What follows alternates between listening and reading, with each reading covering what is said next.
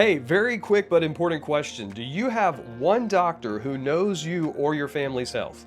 If the answer is no, don't wait until it's an emergency or, God forbid, too late. A primary care doctor can protect your life, your children, and your future. These healthcare providers are vital and should know you and your whole health story. What illnesses you've had, what medicines that you're taking, and what is your family medical history? They will work with you to catch problems early, helping you manage long-term conditions and complete those important tests, plus keeping those small problems from turning into very expensive and potentially even life-ending emergencies. And plus, for your kids, regular care keeps them healthy for school, sports, and growing up strong and healthy. There are real barriers. Many people and their families face big obstacles like money, confusing forms, clinic hours, language translation needs, and fear about additional paperwork that they may have to fill out, their immigration status. Those barriers can sometimes make people wait until problems become real life-threatening emergencies.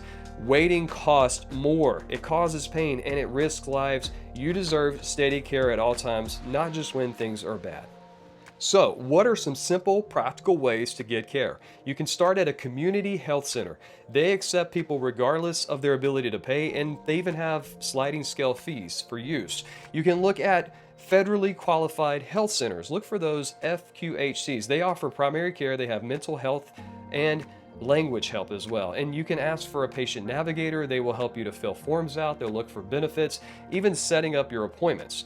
There is the local health departments that will help with vaccines, screenings, and offer basic services, sometimes at low or even free cost.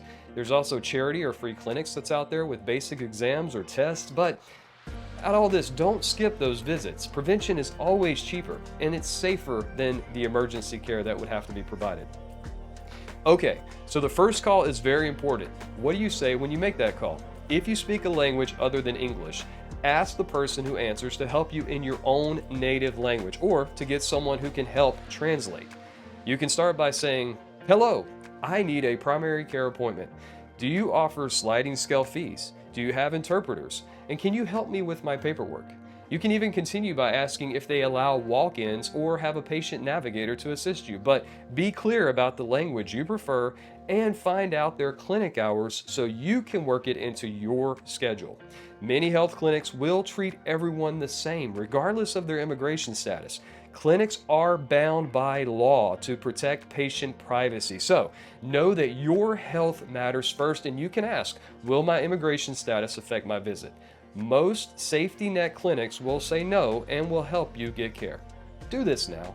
Find one clinic, make one call, make one appointment for yourself or a family member. Bring your children. Protect your future. If you can't afford care, start at a community clinic or the health department. They will help you find additional care, but don't wait until it's too late.